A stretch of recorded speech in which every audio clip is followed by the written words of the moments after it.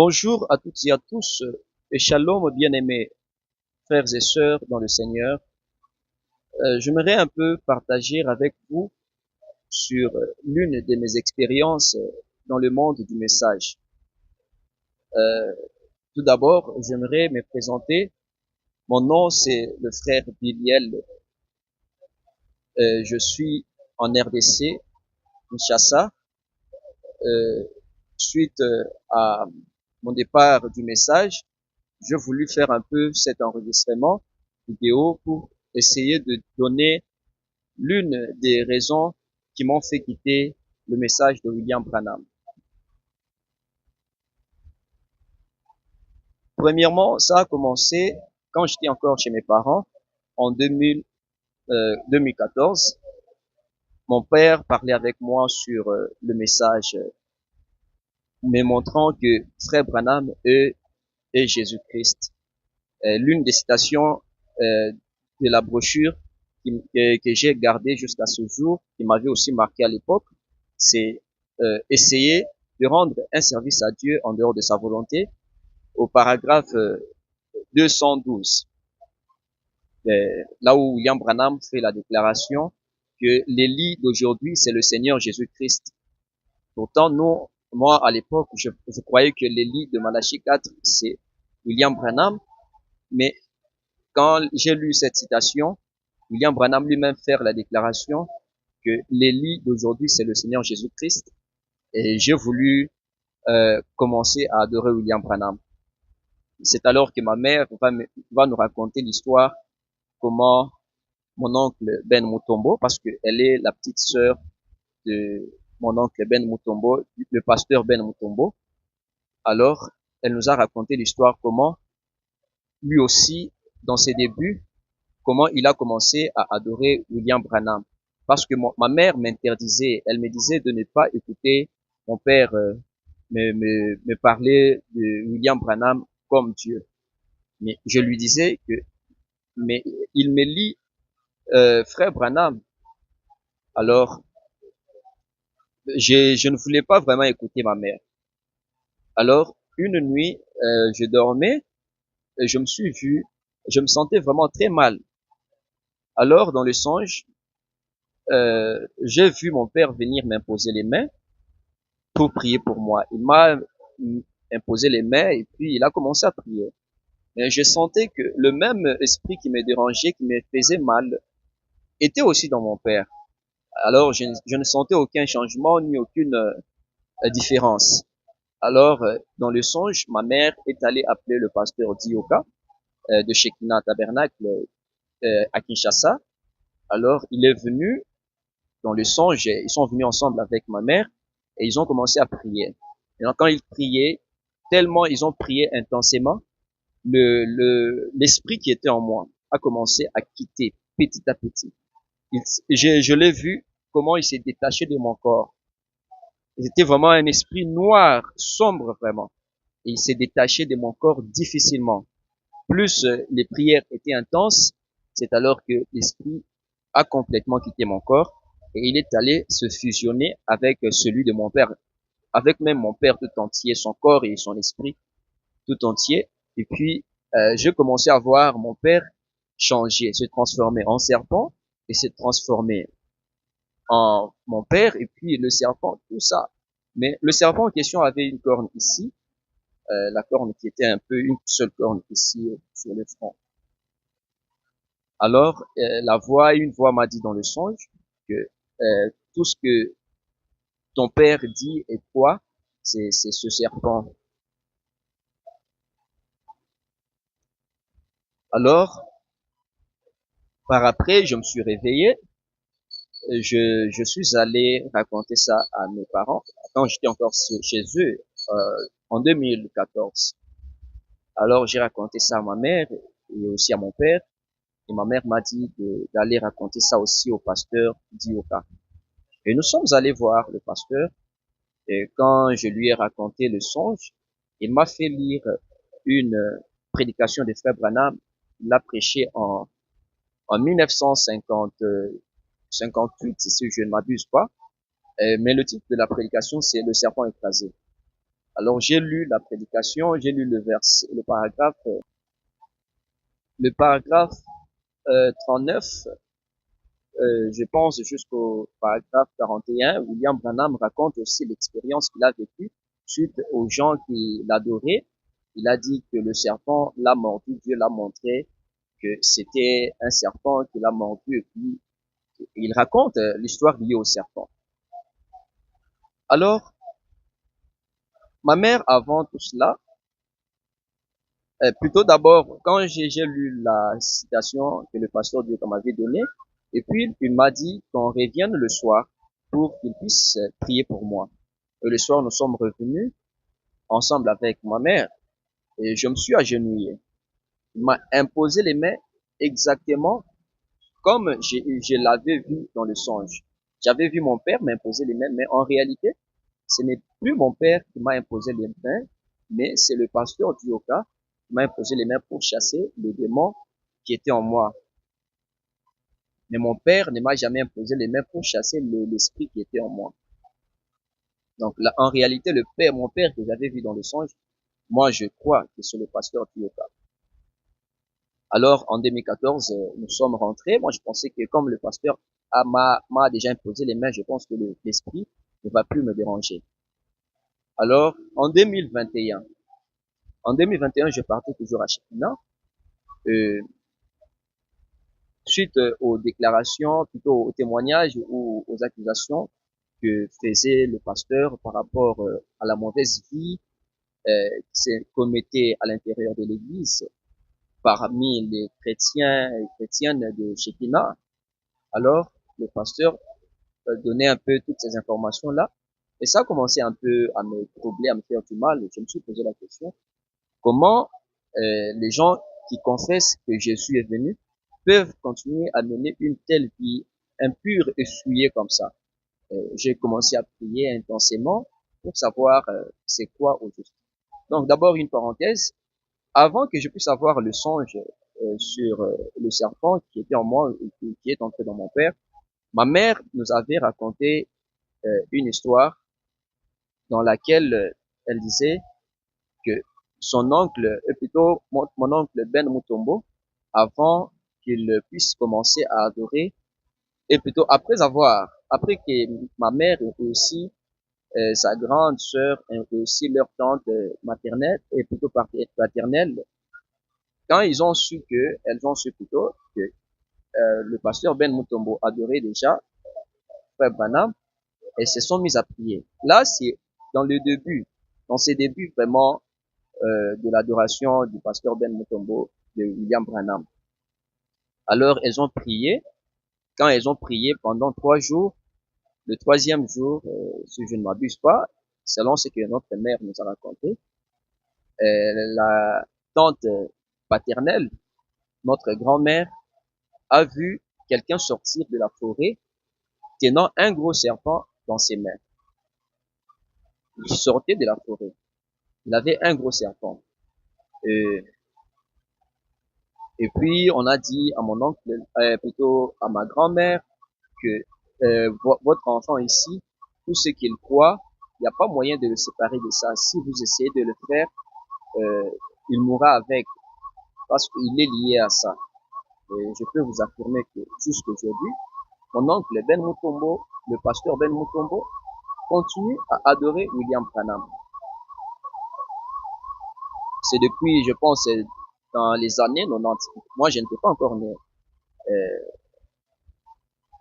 alors, ensuite, quand maintenant retourner un peu par rapport à ce que je disais sur le pasteur Dioka, et le pasteur Dioka, quand il a parlé des choses qui se passent à l'intérieur de l'église, j'ai commencé à prier afin de savoir c'est quoi. Et je me suis mis à étudier profondément le message de William Branham, à lire beaucoup les brochures et aussi à écouter les bandes de William Branham.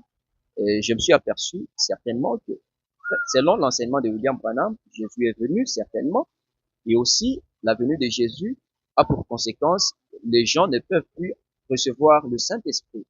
Parce que lui-même le dit, il a dit que la pierre des fêtes qui descend, elle met fin à l'âge des nations.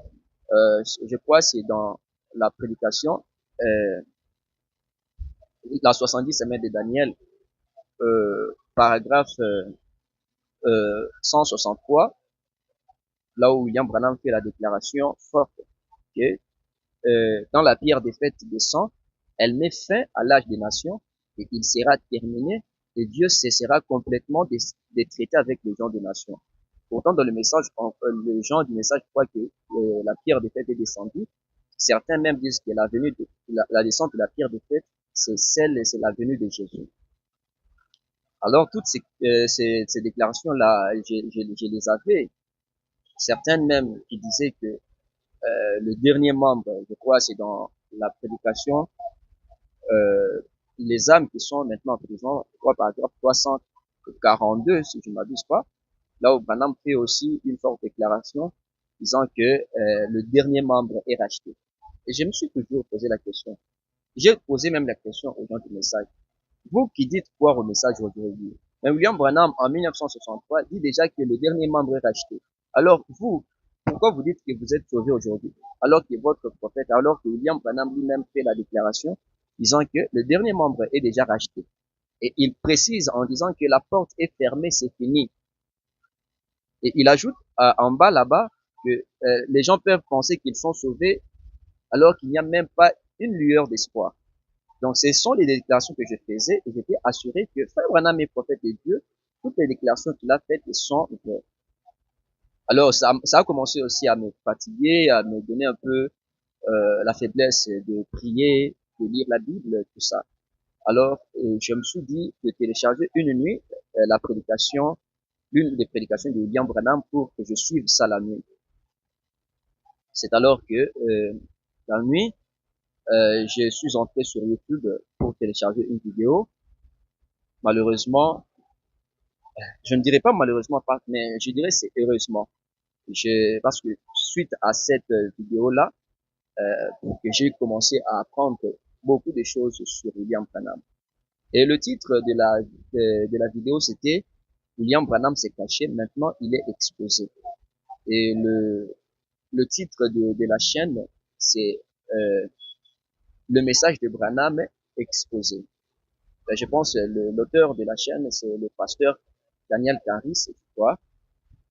Et quand j'ai regardé la vidéo, d'abord, avant de regarder la vidéo, je me suis dit, comment le message de Frère Branham est connu de tous, comment est-ce que cette chaîne peut dire que le message de Branham est exposé? Parce que souvent, j'ai regardé d'autres vidéos, je voyais d'autres titres sur YouTube où ils écrivaient William Branham, occultiste, Illuminati, et je me disais, ah, ça, ce sont seulement des critiqueurs. Je ne voulais pas vraiment regarder ces vidéos-là. Pourtant, ces gens-là aussi ont raison vraiment, parce que William Branham avait, comme il y a aussi une chaîne YouTube de nos bien-aimés intitulée Écoute le message de Branham, où ils exposent l'occultisme de William Branham. En tout cas, ceux qui condamnaient William Branham, là, ils avaient raison. Mais moi, à l'époque, je pensais qu'ils étaient simplement des critiqueurs qui n'aimaient pas Branham, qui n'avaient pas d'arguments basés ou fondés. Voilà. Alors, quand j'ai regardé la vidéo du pasteur Daniel Caris, j'ai commencé à apprendre beaucoup de choses cachées sur William Branham. Et le pasteur Daniel avait totalement raison de dire que le message de Branham exposé où William Branham s'est caché. Parce que j'ai appris beaucoup de choses. C'est par là que j'ai appris que les prophéties plutôt la prophétie des 300 000 personnes en Inde ne s'est jamais accomplie. Et aussi William Branham, comment il était lié aux occultistes, entre autres comme le frère George D. Ark, et tous ceux la plupart de ceux qui faisaient la ceinture de William Branham, ils étaient plongés dans l'occultisme. C'est par là que j'ai appris beaucoup de choses. Alors, quand je me suis dit non, je dois prendre la décision de quitter, parce que si je continue à soutenir William Branham après avoir su toutes ces choses, je me fais ennemi de Dieu. Parce que la Bible nous dit dans Deutéronome 18, verset 20 à 22, que si le prophète qui aura l'audace de dire en mon nom une parole et sera puni des morts. Une parole que je ne lui aurais pas commandé de dire sera puni des morts. Mais William Branham n'a pas seulement dit une seule parole, il en a dit plusieurs au nom de Dieu qui ne se sont pas accomplis. Alors je me suis dit, si je, malgré les découvertes que j'ai faites sur William Branham, si je continue à soutenir William Branham, je me fais indirectement ennemi de Dieu. Alors, je me suis dit de prendre la décision de le laisser. Alors, récemment, il y a une maman, une jeune maman qui n'était pas dans le message avant, et puis elle l'a cru. Ensuite, dernièrement, je l'ai vue, elle n'avait plus la photo de Branham qu'elle portait sur son cou. Euh, je lui ai demandé, mais pourquoi vous n'êtes plus dans le message ou comment? Elle m'a répondu que non, je ne suis plus, j'ai déjà quitté. Je lui ai posé la question, quelles sont les raisons qui vous ont poussé à quitter? Je ne l'avais pas encore révélé que moi non plus j'avais déjà quitté, mais je lui ai dit seulement qu'elle me raconte un peu la raison, l'une des raisons pour laquelle ou pour lesquelles elle a quitté. Alors, quand je lui ai dit moi aussi j'ai déjà quitté, c'est alors qu'elle va commencer à me raconter qu'à l'intérieur de l'église dans laquelle elle priait, la femme du pasteur et aussi son pasteur lui-même, ils avaient une mauvaise vie. La femme du pasteur sortait avec les membres de l'église qui étaient fortunés. Ensuite, le pasteur lui-même aussi avait une mauvaise vie et le pasteur va faire une forte déclaration disant que l'église m'appartient. Celui qui veut partir, qu'il s'en aille. Alors, elle a pris la décision, elle voulait quitter. Mais avant de quitter, elle m'a dit, je dois d'abord prier pour que Dieu puisse me révéler peut-être je suis en erreur quand je coupe le message. Parce que sa décision à elle, ce n'était pas de quitter seulement l'église, mais de quitter le message en général. Alors, elle m'a raconté que la nuit, elle s'est mise à prier, tenant sa Bible dans ses mains, et puis aussi elle portait la photo de William Branham sur son cou, elle a commencé à prier. Donc, la photo de William Branham d'un côté, celle de William Branham, et de l'autre côté, celle de Hoffman. Et elle a commencé à prier, elle a beaucoup prié la nuit, la minuit, la nuit vraiment. Elle s'est vue, c'est comme si elle dormait, et puis elle a vu quelqu'un, et plutôt elle a vu William Branham sur sa photo là de la lumière sur la tête. Elle a vu William Branham. Alors, à partir de la hanche de William Branham, il y avait comme un serpent. Vraiment, c'était la queue du serpent. Un gros serpent, vraiment, c'était la queue. Et cette queue-là était plongée dans le feu. Donc, la queue en question, la queue du serpent, était plongée dans le feu. Et elle me dira que la queue ressemblait comme celle de la sirène. Et puis, pour bien apercevoir les écailles de la sirène, de la queue de la sirène, elle devait regarder, fixer ses regards sur le, dans le feu, au milieu du feu, pour voir les écailles sur la queue de la sirène ou du serpent. Alors moi aussi, je lui ai dit, moi aussi également, j'avais vu aussi le serpent. J'avais vu le serpent, c'était aussi lié à l'adoration de William Branham. Et elle m'a dit que quand elle a essayé de raconter ça aux personnes qu'elle connaissait, et la plupart des gens, elle n'a pas dit que c'est elle qui a vu ça, elle a raconté, c'est comme si quelqu'un d'autre lui a raconté le songe. Donc quand elle raconte aux gens, les gens interprètent les songes en disant que William Branham est venu comme si il l'a montré aux gens Dieu, mais en réalité quand les gens prient, euh, donc c'est une autre entité, c'est une autre divinité, une autre personne. Ce n'est pas le véritable Dieu qui est derrière, que les gens prient, mais c'est une autre divinité, une autre entité mauvaise, maléfique, qui reçoit les prières. Et cela m'a poussé un peu à penser sur la brochure de William Branham qu'il a prêché, Regarder l'invisible. Le paragraphe, j'ai oublié, mais dans cette brochure-là, Branham va faire une forte déclaration, disant que vous qui priez, rappelez-vous. Il dit, vous qui priez, rappelez-vous, vos prières viennent droit sur moi. Il dit, vos prières, vous qui priez, rappelez-vous, vos prières viennent droit sur moi et ça produit des effets, ça me garde éveillé pendant beaucoup d'heures la nuit.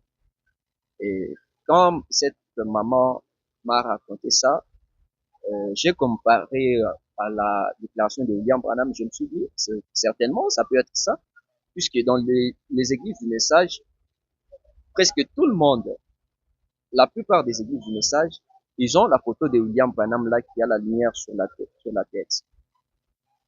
Alors je me suis dit que c'est peut-être une autre entité. Même la Bible est contre les images ou encore Dieu n'aime pas l'idolâtrie, faire des représentations. Je pense que c'est dans Exode si je ne m'abuse pas. Alors, ce qui m'a beaucoup touché, c'est de voir la similarité ou bien encore la similitude entre le serpent que la grand-mère, notre grand-mère a vu sur quand elle a prié pourquoi mon oncle Ben Mutombo adorait William Branham. Elle a vu quelqu'un sortir de la forêt tenant un gros serpent. Moi aussi, j'avais vu un gros serpent quand je voulais adorer William Branham. Le serpent, l'esprit sortir de moi et s'unir à mon père, et puis mon père et le serpent sont devenus une seule chose, une seule entité. Alors, cette maman aussi va aussi me raconter qu'elle a aussi vu la queue du serpent liée à l'image à William Branham. Elle n'a pas dit la photo, mais c'est William Branham lui-même. Donc, la queue plongée dans le feu, la queue du serpent ou la queue de la sirène. Ensuite, William Branham lui-même va aussi raconter, elle va plutôt, lui aussi va raconter dans la brochure Le serpent écrasé au paragraphe 39 qu'il avait vu un serpent. C'était toujours lié à l'adoration de William Branham aux gens qui voulaient l'adorer. Maintenant, pour conclure cela, William Branham va raconter une histoire que lui-même a vécue d'un fou. Il la raconte dans plusieurs brochures et la brochure que je connais aussi, c'est dans L'amour divin, si je ne me trompe pas, là où Branham raconte qu'un fou était entré pendant que lui prêchait à l'intérieur de l'église. Maintenant, ce fou-là a dit à Branham, toi, hypocrite, serpent dans l'herbe, tu t'es fait passer ici pour un serviteur de Dieu. Et il a craché sur Branham. Branham raconte cette histoire-là dans plusieurs de ses brochures. Alors, j'ai essayé de voir pourquoi le fou peut faire ces déclarations. Et Branham lui-même confirme que ce n'est pas quelqu'un de normal, mais c'est un fou. Pourtant, tous, nous savons que le fou, c'est quelqu'un qui est possédé par des mauvais esprits. Quand nous regardons dans la Bible, les fous qui étaient venus devant Jésus ont reconnu que Jésus est fils de Dieu. N'ont jamais utilisé un langage blasphématoire ou un langage injurieux contre Jésus. Ils se sont inclinés devant Jésus et ils ont respecté Jésus. Mais celui de William Branham vient pour dire pour dire à Branham qu'il est espèce d'hypocrite, lui dire qu'il est serpent dans l'herbe et il s'est fait passer pour un serviteur de Dieu. Donc, ce sont ces déclarations fortes provenant d'un fou. Si c'était quelqu'un de normal, on aurait pu dire que c'est peut-être ils se sont entendus pour venir faire honte à Branham. Mais William Branham lui-même confirme que c'était un fou. En tout cas, c'est un peu ça le témoignage que j'avais, l'une des raisons qui m'ont fait quitter et qui m'ont assuré que William Branham n'était pas le prophète de Dieu, mais donc n'est pas vraiment ce que beaucoup de ses adeptes croient qu'il est. Voilà. Merci beaucoup et que Dieu vous bénisse richement.